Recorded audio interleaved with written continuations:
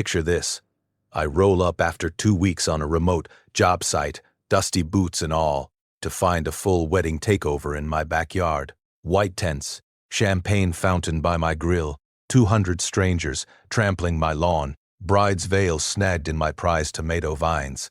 3-time county fair champ, HOA president in pearls marches over. "Sir, you're trespassing. Leave before you ruin the photos." She told me to leave my house. Catering guy even hands me a slider like I'm crashing the party. What? She didn't know. Retired construction foreman here with a 15-year-old demolition permit, itching for use. I smiled, dialed my old crew on speed dial. What would you do? Call cops, smash the cake, or go bulldozer, drop it below. Cops, cake, or bulldozer, plus where you're watching from. She had no idea I'd turn her perfect day into the biggest regret of her entitled life. Legally, spectacularly, and without mercy. My tomatoes still standing. This gets nuclear.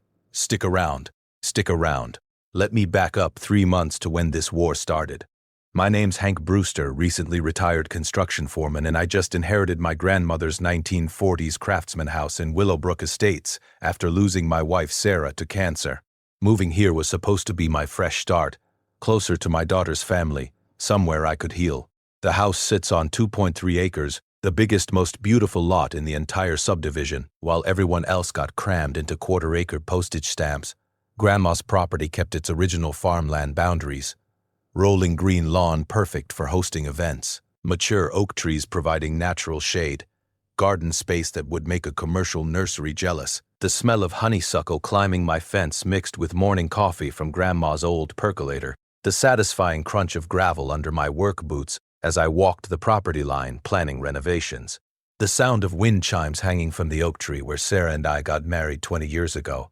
Even the feel of original hardwood floors, solid as bedrock under my feet.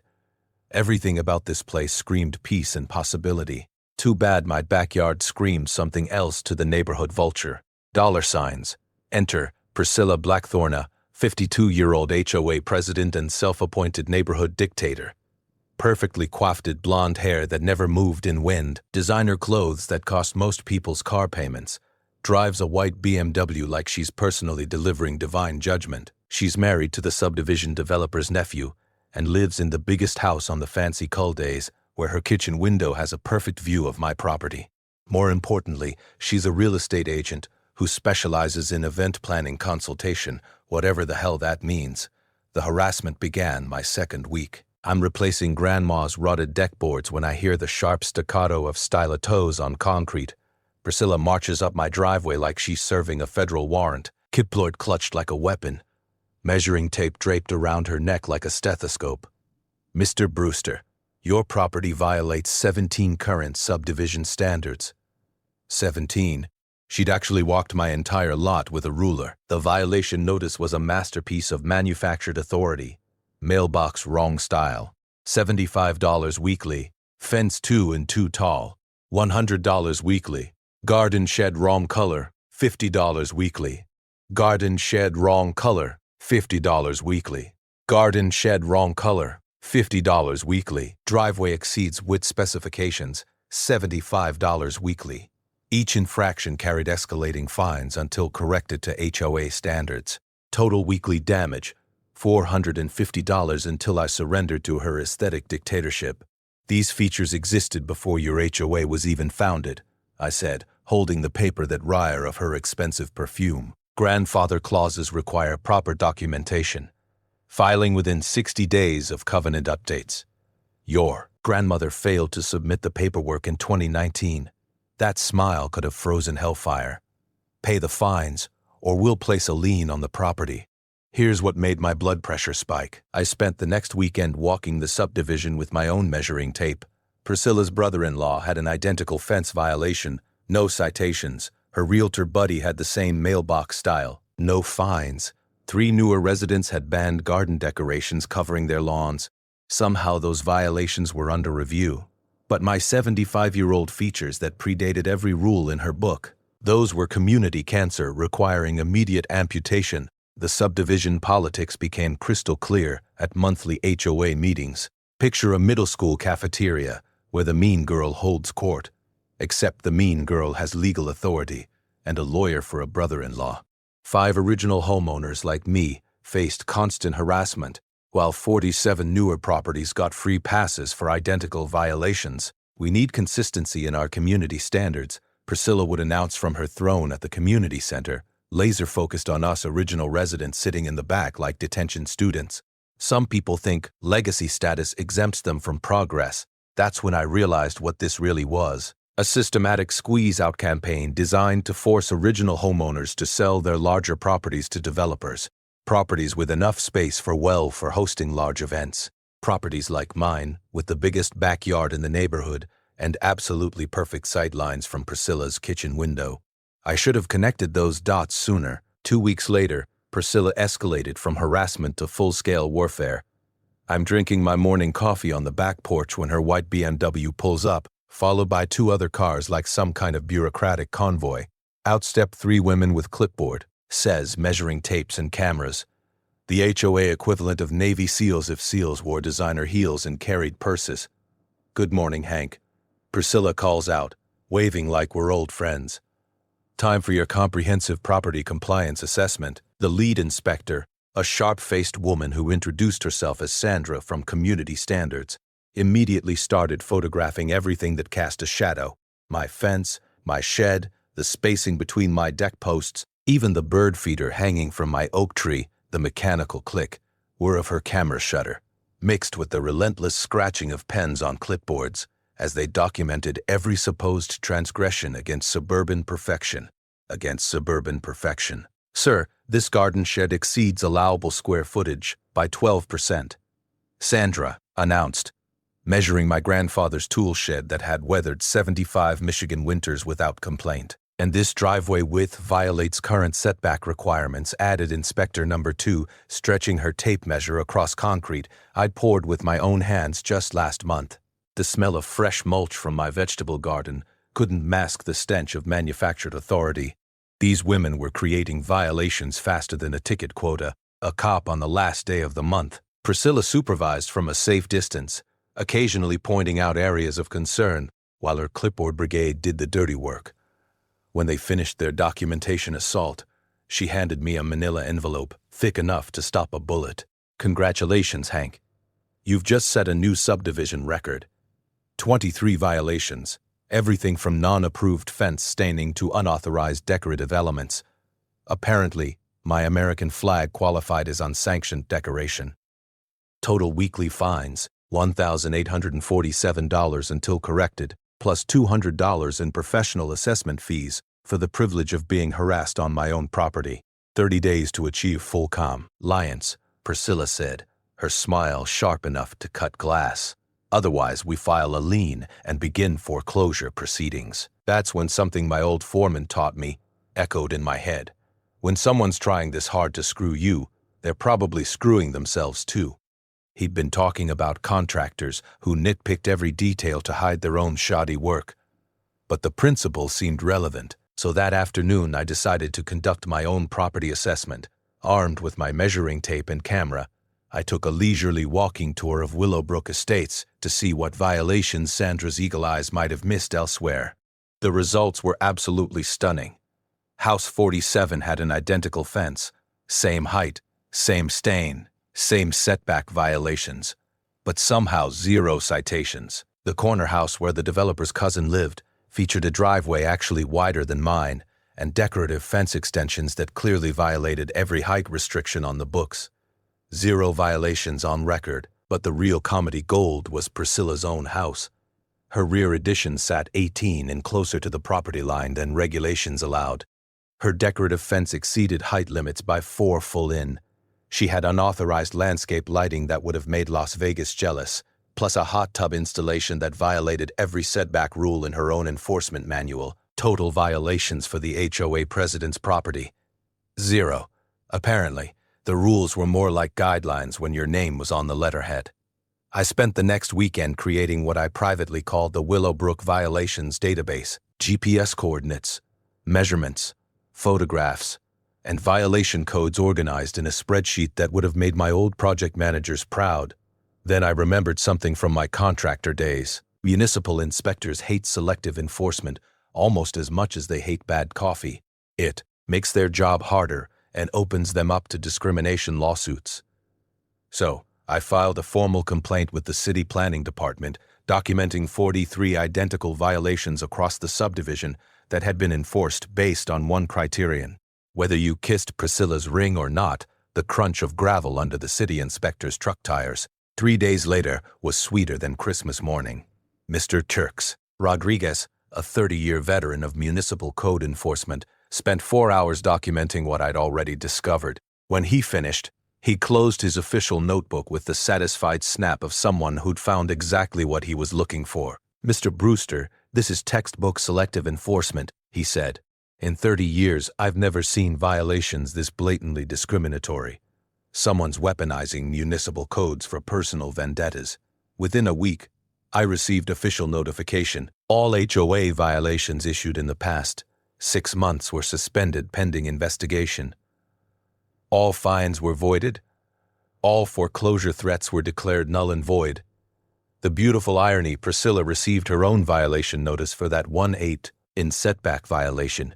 Turns out municipal inspectors measure everyone with the same ruler once you get their attention. But I should have known this victory was temporary. Women like Priscilla Blackthorne don't retreat after the first counterattack. They regroup, call reinforcements, and come back swinging harder. Priscilla's revenge came with a $3,000 suit and a briefcase full of legal threats. Marcus Blackthorne, Esquire, her brother-in-law, and the HOA's attack dog showed up at my door like he was serving a federal warrant. The sharp bite of his expensive cologne couldn't mask the smell of desperation as he handed me an envelope thick enough to stop a bullet. "Mr. Brewster, you're being served with a cease and desist order. My advice, comply immediately, or this gets very expensive very fast." The letter was pure legal intimidation porn. Apparently, my systematic harassment of board members constituted defamation, stalking, and interference with legitimate business operations. They wanted me to stop photographing violations, cease all contact with city officials, and submit to mediated resolution overseen by, surprise, Blackthorne Legal Services at $400 per hour. The threats escalated beautifully: legal fees that would exceed your property value, foreclosure proceedings that would destroy your credit permanently, and criminal harassment charges that could result in jail time. Marcus delivered each threat with the cold precision of a mortician measuring a coffin. After he left, trailing expensive cologne and cheaper intimidation tactics, I called my daughter Lisa. She's a mortgage broker who deals with real estate lawyers daily and has a sixth sense for legal dad. Read me that letter word for word. Her laughter started as a snort and built to full-belly laughs that echoed through my phone. "Dad, this is amateur hour intimidation. But here's what's weird. Why is a small HOA burning through serious legal fees over mailbox violations? Something doesn't add up." That question gnawed at me all night. The next morning I drove to the county courthouse to follow the money trail. After 3 decades managing construction budgets, I knew that financial records never lie. People do. What I found in the public records made my blood pressure spike. Willowbrook Estates, HOA had paid $67,000 in legal fees over 18 months. All to Blackthorne Legal Services, no competitive bidding, no board approval votes in the meeting minutes, just a blank check operation that would make a mob accountant proud. But then I struck pure gold. While researching the original HOA and corporation documents from 1978, I discovered something that changed everything. My property wasn't even legally included in their jurisdiction. The original survey had screwed up the boundary lines, placing my 2.3-acre lot in the adjacent county township instead of the subdivision proper. For 40 years, I'd been paying HOA dues and following rules that legally didn't apply to my property. Priscilla had been running a protection racket on land she had no authority over. The musty smell of old documents in the courthouse basement mixed with my growing excitement as I photocopied every relevant survey map and incorporation filing. This wasn't selective enforcement anymore. This was fraud. I hired Mrs. Fossa Kowalski, a 73-year-old retired surveyor who'd worked on the original subdivision plat.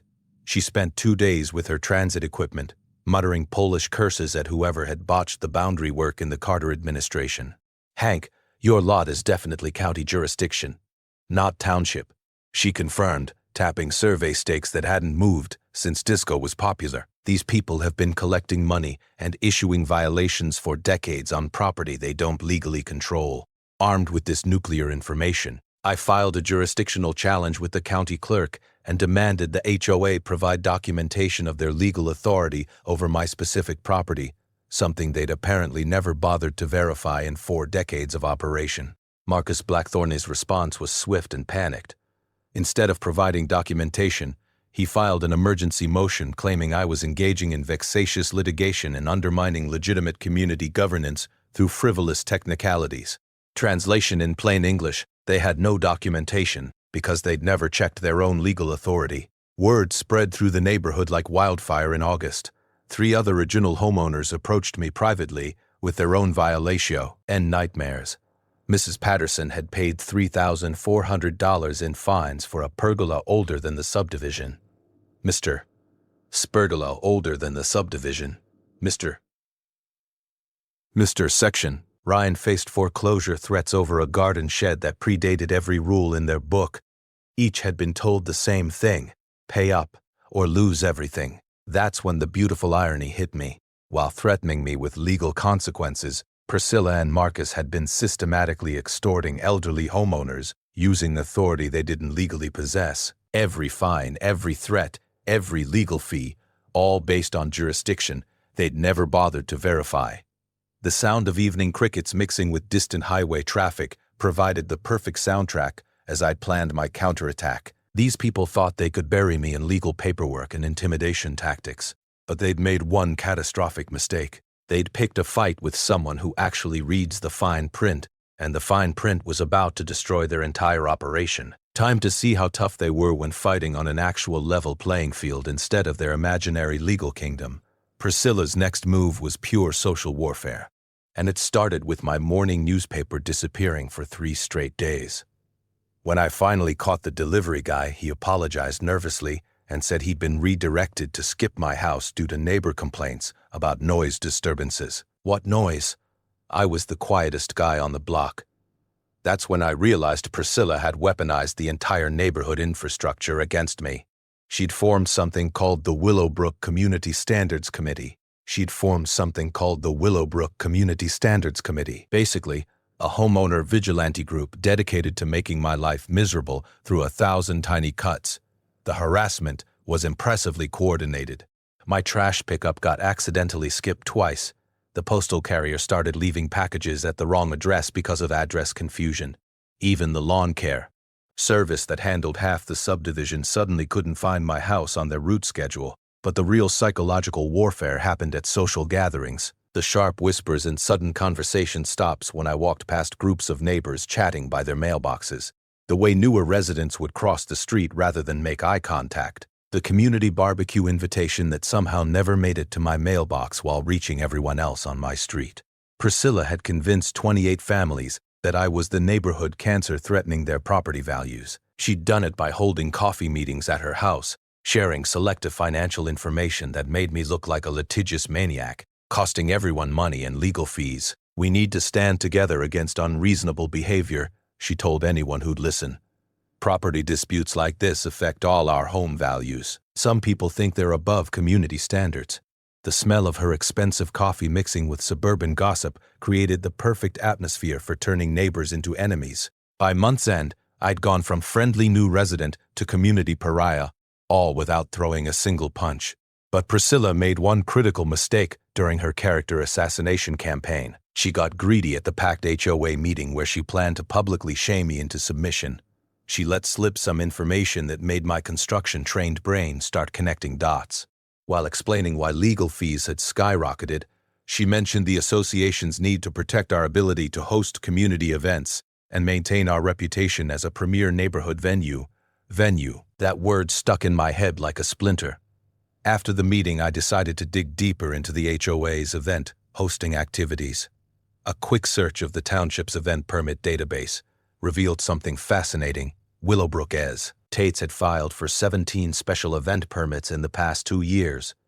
Garden parties, anniversary celebrations, wedding receptions, all hosted on private community grounds with professional catering and parking coordination. The permits listed contact information for event coordination. Priscilla Blackthorne, Community Relations Director. My daughter Lisa, who had been helping with financial research, took one look at the permit applications and started laughing. Dad, this woman's running a side business using HOA resources. Look at these permit fees. She's charging people to use community space that's supposed to be free for residents. A deeper dive into public records revealed the beautiful scope of Priscilla's entrepreneurial empire. She'd incorporated something called Willowbrook Event Planning Services 18 months ago with her home address as the business headquarters. The marketing materials, which I found cached on the internet, featured professional photographs of exclusive garden venues and private estate settings.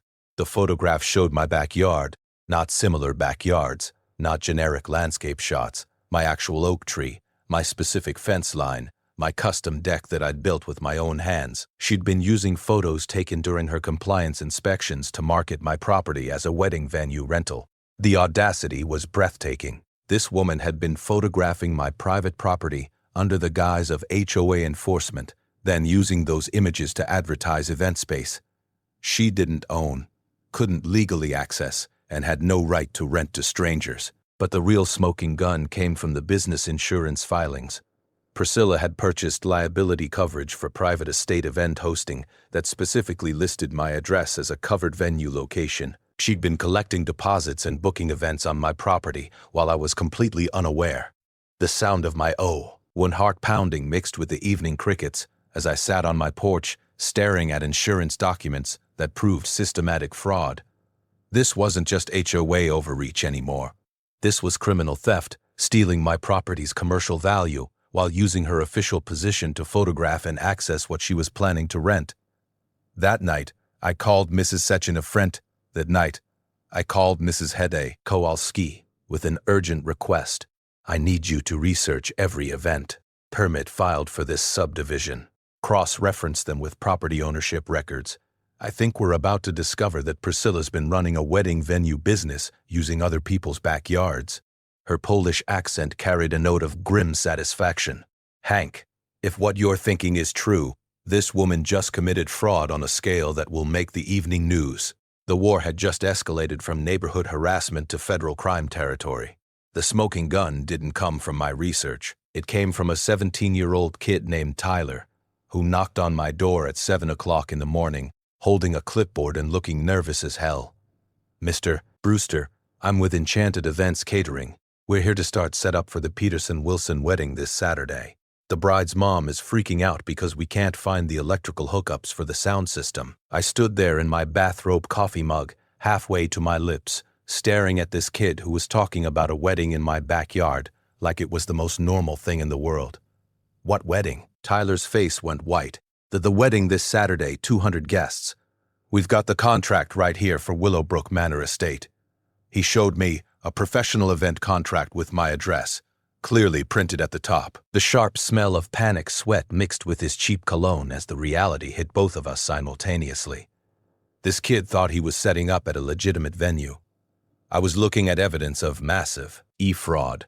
Son, this is my house. Nobody authorized any wedding here. Tyler's hand started shaking as he fumbled through his paperwork, but we already delivered the rental chairs yesterday.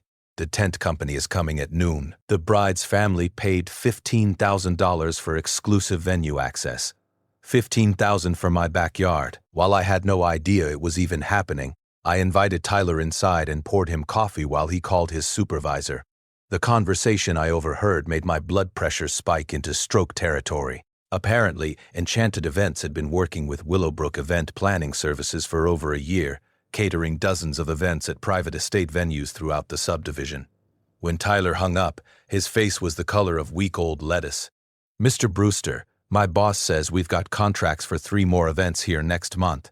A corporate retreat, an anniversary party, and another wedding. Total value, $43,000 in bookings. That's when Mrs. Kowalski arrived for our morning coffee, took one look at the catering paperwork spread across my kitchen table, and started laughing like someone who just watched their enemy step on a landmine. Hank, this is beautiful. She's not just committed fraud. She's created a paper trail with multiple businesses, signed contracts, and insurance liability. This woman has documented her own crimes in triplicate. The evidence Tyler provided was devastating. Professional event contracts listing my property as Willowbrook Manor Estate, liability waivers signed by hundreds of wedding guests who'd celebrated on stolen property, insurance claims filed for damages to venues Priscilla didn't own, even credit card processing records showing thousands in venue rental payments flowing to her personal accounts. But the real power shift came when Tyler made another call, this time to the Peterson family, to explain why their dream wedding was about to become a legal nightmare. The conversation lasted 20 minutes, and I could hear the bride's mother screaming through the phone from across the room. "They're threatening to sue us for the deposits," Tyler said when he hung up. "But they're also talking about pressing criminal fraud charges against whoever sold them a venue that doesn't exist." Mrs. Kowalski pulled out her phone and started recording. "Tyler, I need you to repeat everything you just told us on camera for the police report we're filing this afternoon." As Tyler detailed Priscilla's systematic fraud operation, I realized the beautiful irony of the situation. Her months of harassment had been designed to drive me away so she could use my property commercially without interference. Instead, she'd given me front-row seats to watch her entire criminal empire collapse in real time. The war was over. Priscilla just didn't know it yet. Saturday's wedding was going to be very educational for everyone involved. The moment Tyler drove away with his catering equipment and shattered faith in venue contracts, I sat on my porch with a beer and started planning the most beautiful destruction of my construction career. This wasn't about revenge anymore. It was about protecting innocent families from financial ruin while giving Priscilla the public education she deserved. My phone buzzed with a text from my old demolition buddy Jake Morrison. "Heard through the grapevine you might need some heavy equipment therapy. What's the situation?" I called him back, and the man's laughter when I explained the wedding venue fraud sounded like a diesel engine rumbling to life. "Hank, you magnificent son of a, you're asking me to legally demolish someone's criminal operation using municipal authority. It's like Christmas, my birthday, and the 4th of July wrapped in one beautiful package." Jake had been handling emergency municipal repairs for 15 years, which gave him the legal authority to declare potential septic emergencies whenever unauthorized commercial activity might contaminate groundwater. All perfectly legitimate under county health codes, especially when concerned homeowners reported possible contamination from unpermitted large gatherings. "Saturday morning, 6 a.m. sharp," he promised. "I'll bring the biggest excavator that'll fit through your gate." Nothing says venue temporarily unavailable like heavy machinery blocking the driveway. The sweet smell of diesel exhaust from Jake's preliminary site visit mixed with my growing excitement as we coordinated the technical details. Emergency septic inspections could legally shut down any property for up to 72 hours if contamination risks were identified, and hosting commercial events without proper sewage capacity definitely qualified as contamination risk. My daughter Lisa called with updates from her coordination with the Peterson family's attorney. "Dad, they're devastated, but cooperating fully with the fraud investigation. The bride's mother wants Priscilla arrested. The father wants his $15,000 back, and the bride just wants someone to pay for the therapy she's going to need." Lisa had also discovered something beautifully ironic. Priscilla's event planning business had never obtained basic commercial permits. No business license, no commercial insurance that actually covered the property she was renting, no health department approval for large food service operations. She'd been running a completely unlicensed commercial operation using stolen venues. "Here's the legal beauty," Lisa explained. "When you operate an unlicensed business on property you don't own, every transaction becomes fraud. Every deposit becomes theft. Every event becomes criminal trespassing with commercial intent." Mrs. Kowalski arrived with coffee and coordination updates. Her municipal connections. "Hank, building inspectors will be here at 7 a.m. for emergency structural assessment. Turns out, hosting 200-person events on residential property requires commercial building permits, which your property obviously doesn't have." The building department had been very interested to learn that someone was hosting large commercial gatherings without proper structural engineering assessments. Residential foundations aren't designed for commercial event loads, and liability concerns required immediate official inspection. But the real strategic masterstroke came from my neighbor Rodriguez, who'd alerted Channel 7's Consumer Protection Unit about systematic venue fraud targeting elderly homeowners. Brother, they're sending an investigative team Saturday morning to document the fraud in progress. Nothing exposes criminals like live television coverage. Thursday evening, I positioned security cameras around the property perimeter to document every aspect of the fraud attempt. The motion-activated system would capture anyone who entered my land without permission, creating permanent evidence of criminal trespassing for commercial purposes. The soft electronic hum of cameras activating mixed with evening cricket songs as I tested the recording angles. Friday brought final preparations that felt like loading ammunition for the most satisfying battle of my life. Jake delivered staging equipment behind my tool shed, concrete barriers, emergency signage, and a portable office trailer for the inspection coordination team. The sharp bang of metal equipment being positioned echoed across my yard like gunshots announcing the coming war. The coordination timeline was beautiful in its precision. 6 a.m. excavation team arrival, 7 a.m. building inspectors, 8 a.m. health department officials, 8:30 a.m. Channel 7 news crew, 900 a.m. wedding vendor arrivals expect.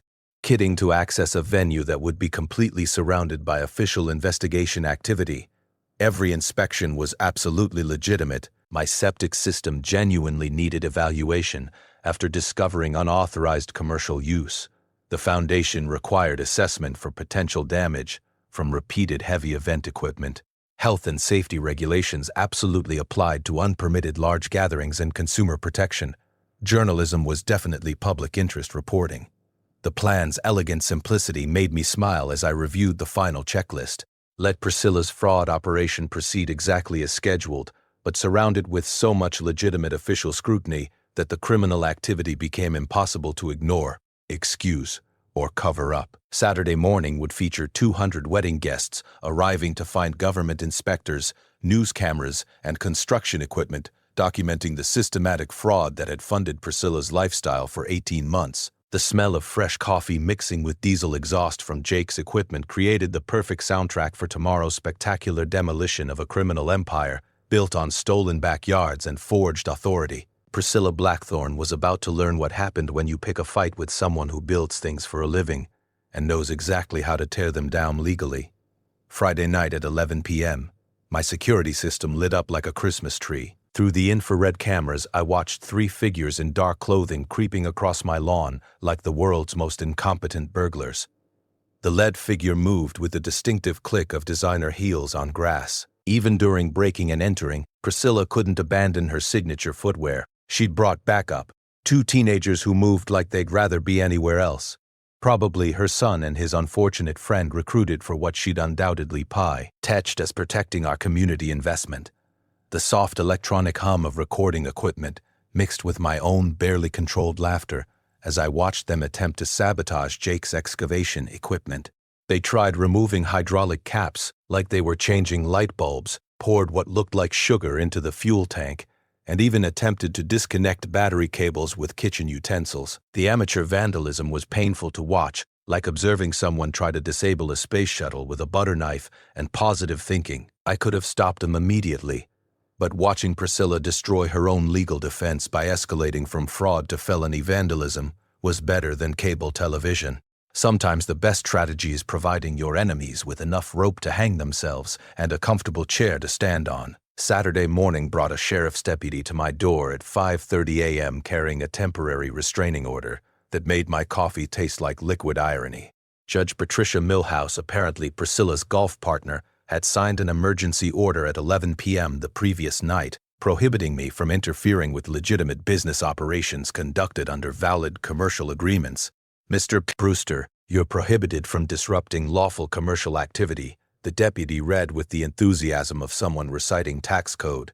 Violation could result in immediate arrest. The legal document was a masterpiece of creative writing. Priscilla had sworn under oath that she possessed valid contracts, proper insurance, and full legal authority to conduct commercial operations on designated community event space. She'd painted herself as a legitimate businesswoman being harassed by a vindictive neighbor through frivolous municipal inspections. Deputy, can I show you something interesting? I handed him Tyler's catering contract with my home address clearly tied as the venue location.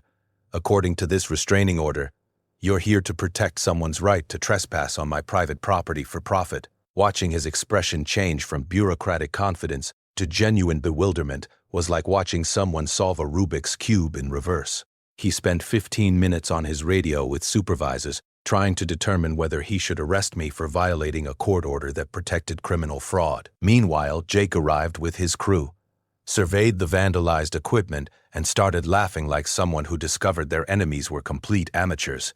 Hank, whoever did this, has never seen real machinery. They tried to disable a Cat 320 excavator by loosening the air filter housing. It's like trying to stop a freight train by untying the conductor's shoelaces. The beautiful irony was that the sabotage had actually strengthened our legal position. Vandalized construction equipment on residential property constituted a legitimate safety emergency, requiring immediate professional assessment under county regulations. By 7 a.m., the coordination flowed beautifully. Despite Priscilla's interference, building inspectors documented genuine structural concerns about residential foundations handling commercial event loads.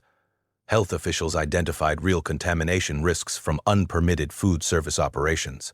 The restraining order became evidence of obstruction when officials realized it was designed to prevent investigation of documented criminal activity. But Priscilla's most spectacular miscalculation came at 8 a.m. when Marcus Blackthorne arrived with an emergency judicial intervention demanding suspension of all municipal inspections.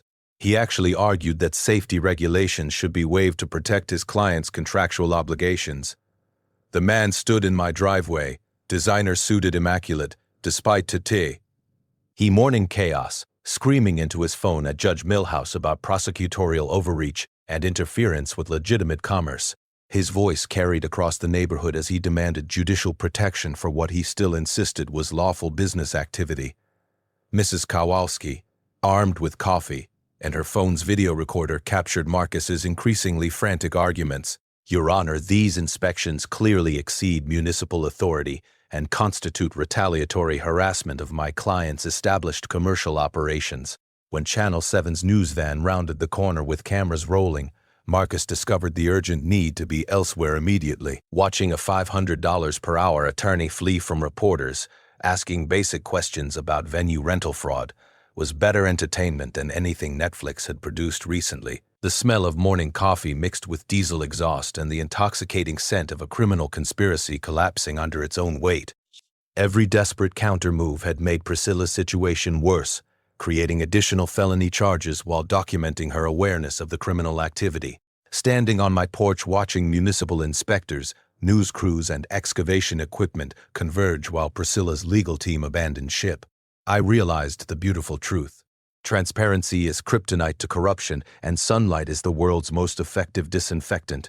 The first wedding guest would arrive in 45 minutes to discover their dream venue had become ground zero for a fraud investigation. Priscilla's final desperate gambit arrived at 8:30 a.m. in the form of 3 county commissioners, 2 state representatives, and enough political pressure to crush a small municipality. She'd spent Friday night calling in every favor, making every threat, and apparently promising every bribe necessary to shut down the investigation before the wedding gek. Stutz arrived. Commissioner Bradley Walsh, a man whose campaign signs I'd seen in Priscilla's yard for 6 years running, marched across my lawn like he was personally delivering divine judgment. The sharp staccato of his dress shoes on gravel mixed with his booming voice as he announced that all municipal inspections were being temporarily suspended pending review of jurisdictional authority. Mr. Brewster, you've caused enough trouble for our community, he declared, waiving official paperwork. These frivolous complaints are wasting taxpayer resources and interfering with legitimate business operations. Behind him, State Representative Karen Duffy nodded along like a dashboard bobblehead, clearly uncomfortable but committed to supporting her donor's emergency request. The sweet morning air carried the stench of political corruption as 5 elected officials tried to shut down a criminal investigation to protect their campaign contributors' fraud operation, but they'd made one catastrophic miscalculation. Channel 7's investigative team was already filming. What Priscilla didn't know was that my neighbor Rodriguez had done more than just contact local media. His activism network included investigative journalists from 3 different news organizations, plus a documentary filmmaker who specialized in municipal corruption cases. The consumer fraud story had evolved into a live expose of political interference with law enforcement. Reporter Sarah Ryan from Channel 7 stepped forward with her cameraman rolling, microphone ready for what would become the most watched local news segment of the year. Commissioner Walsh, are you ordering municipal inspectors to stop investigating documented fraud because the suspect contributed to your campaign? The silence that followed was so complete, I could hear my neighbor's sprinkler system 2 houses away. Commissioner Walsh's face went through several color changes before settling on a shade that matched fresh concrete. This isn't. We're here to ensure proper jurisdictional procedures, he stammered, clearly unprepared to defend political interference on live television. That's when Mrs. Kowalski emerged from my house, carrying a banker's box full of financial documents, moving with the purposeful stride of someone about to detonate a political scandal. Commissioner Walsh, I have documentation showing that Priscilla Blackthorne's event planning business has made $17,000 in political contributions to your campaigns over the past 3 years. She opened the box like a prosecutor, presenting murder evidence. I also have records showing that her brother-in-law, Marcus Blackthorne, received 2 no-bid legal contracts from the county, worth $63,000 since 2022. The documentary filmmaker, a tense woman named Maria Santos, positioned herself for the perfect shot as Mrs. Kowalski continued her evidence presentation. Commissioner Duffy, your husband's construction company received the contract for Willowbrook Street improvements, a project that conveniently required easement access through properties that Priscilla was trying to force into foreclosure. While the political circus performed in my driveway, Jake completed the most beautiful piece of investigative theater I'd ever witnessed. His excavation crew had discovered that my septic system showed clear evidence of contamination from unauthorized commercial food service because apparently hosting catered events for 200 people without proper waste management permits creates actual health hazards. Mr. Brewster, Jake announced loudly enough for the news cameras to capture. This property is officially red-tagged for potential contamination.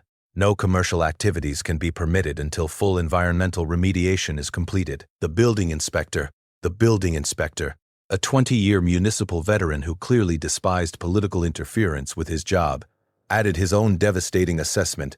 This residential foundation shows stress fractures consistent with repeated heavy equipment loads. Commercial event hosting on this property would violate every structural safety code in the county.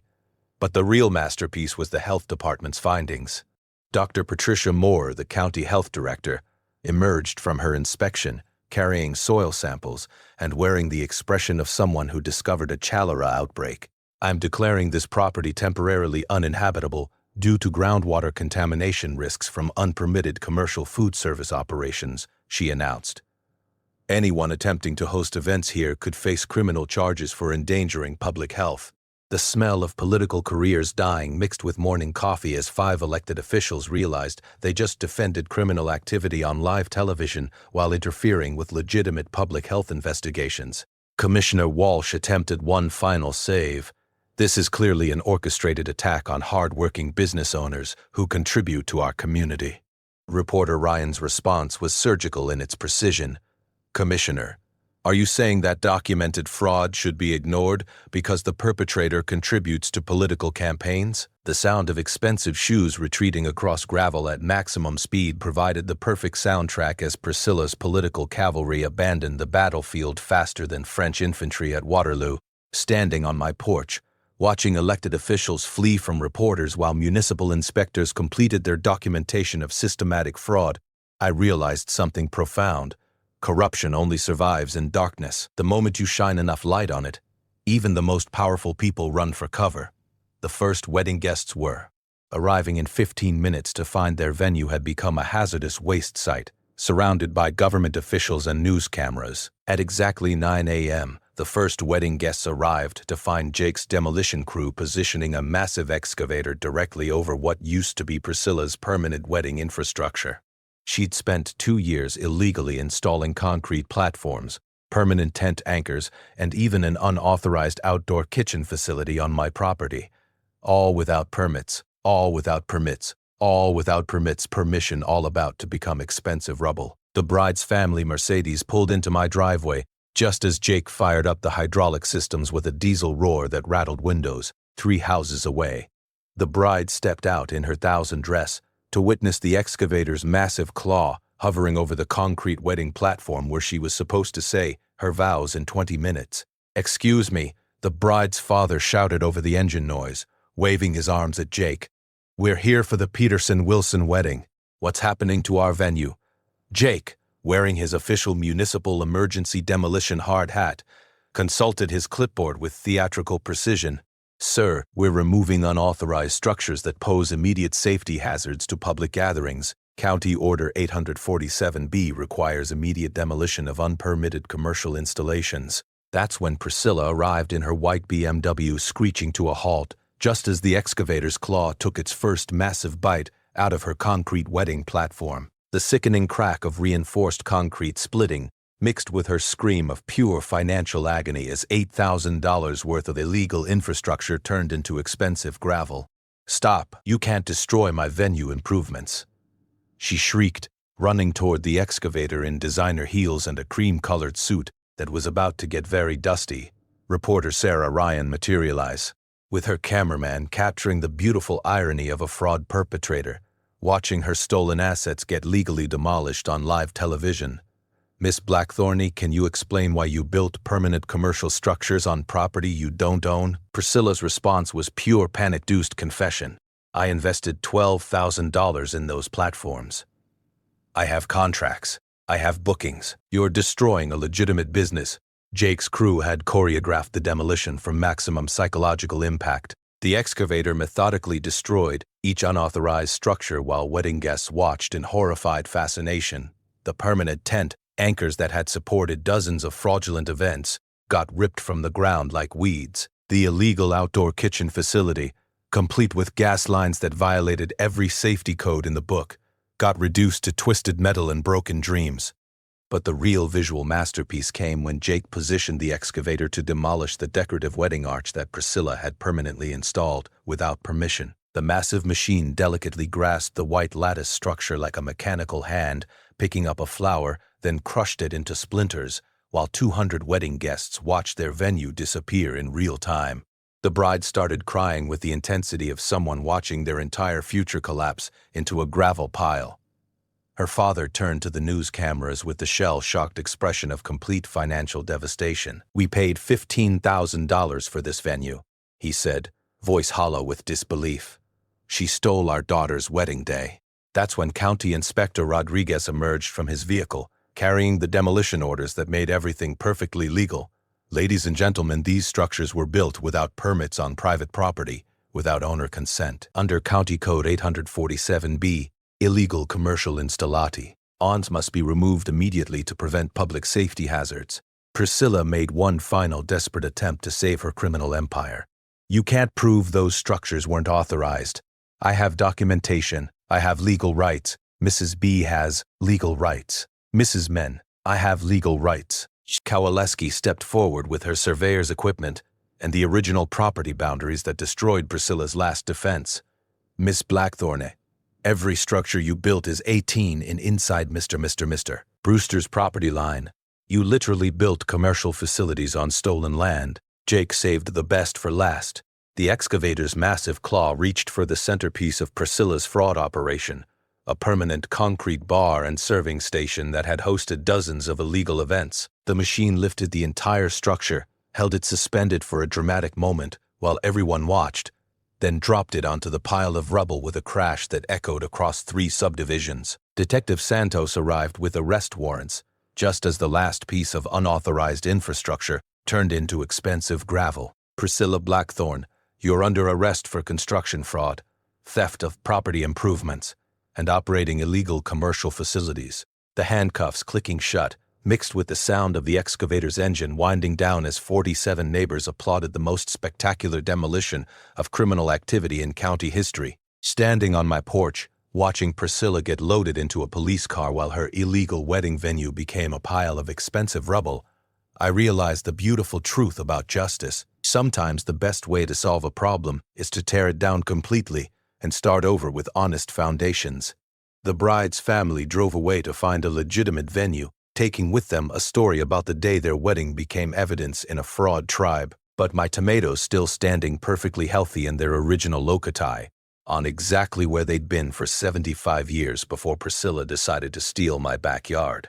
2 weeks later, Priscilla Blackthorne sat in county jail on $50,000 bail, facing 14 felony charges that would make a mob lawyer proud: commercial fraud, theft by deception, operating unlicensed businesses, tax evasion, insurance fraud, and my personal favorite, conspiracy to commit organized theft using official authority. Marcus Blackthorne discovered that defending family members in criminal cases while facing your own embezzlement charges creates what lawyers call insurmountable conflicts of interest. The state bar suspended his license pending investigation, and he suddenly found himself too broke to afford the kind of defense attorney who could have saved Priscilla from serious prison time. The financial justice was swift and beautiful. Seized assets from Priscilla's fraud operation provided full restitution to 17 defrauded couples, plus interest and legal fees. The Peterson family got their $15,000 back and enough extra compensation to afford a legitimate venue for their daughter's rescheduled wedding.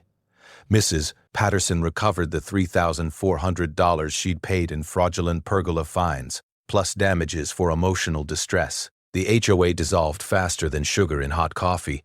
Once residents discovered how their dues had funded systematic harassment of their neighbors. We reformed as the Willowbrook Neighbors Association with a simple charter: maintain common areas, organize block parties, and never again tolerate anyone using community authority for personal profit. Our first unanimous vote, electing Mrs. Boat, electing Mrs. Past Kowaleski as president, since anyone who could expose municipal corruption with a surveyor's transit obviously had the skills to manage neighborhood affairs honestly. The monthly meetings moved to rotating houses with actual potluck dinners instead of Priscilla's corporate theater. Press. Nations. Average attendance jumped to 42 residents who actually enjoyed spending time together without someone lecturing them about property values and community standards. My backyard became the site of genuine community events, hosted with permission and joy instead of fraud and extortion. The Peterson family asked to hold their rescheduled wedding on my property legitimately this time, and 200 guests celebrated love instead of documenting criminal evidence. The bride's thank you note made me tear up. Mr. Brewster, thank you for saving our family from financial ruin and giving us a wedding story we'll actually want to tell our grandchildren. Jake's excavation company received so much positive publicity from the fraud exposure that his business doubled overnight. Apparently, people like hiring contractors who use heavy machinery to fight corruption instead of just moving dirt around. The state legislature passed the Willowbrook Act, requiring HOAs to disclose all commercial activities and prohibiting board members from using community resources for personal businesses. County prosecutors now have a specific legal framework for investigating HOA corruption, and 3 other subdivisions have already requested audits based on our precedent. The community voted to use Priscilla's seized assets to establish the Willowbrook Veterans Memorial Garden in the subdivision's common area. Mr. Caring is Cantee. Rodriguez designed a memorial honoring local military families with an annual scholarship fund for veterans' children pursuing construction trades or municipal service careers. The memorial dedication brought together 93 residents for the largest community gathering in subdivision history. Even former enemies worked side by side, planting memorial roses and installing commemorative benches. 6 months later, I found myself speaking at county HOA reform meetings, helping other subdivisions identify corruption and implement transparency measures. My construction background turned out to be perfect for explaining how financial accountability works to residents who'd never read a budget spreadsheet. The relationship with my daughter's family grew stronger through the ordeal. My grandson now spends weekends learning construction skills while I teach him the difference between building things and tearing down corruption, both valuable life skills in their own way. Last Saturday, a young couple from 2 streets over asked permission to hold their small wedding ceremony in my backyard. 50 community members attended as genuine guests. His genuine guests. Kowalski catered with her famous Polish pierogi, and everyone celebrated love without lawyers, fraud, or excavation equipment. From the county jail, Priscilla watched the news coverage on the common room television, probably wondering how her perfect criminal empire had collapsed.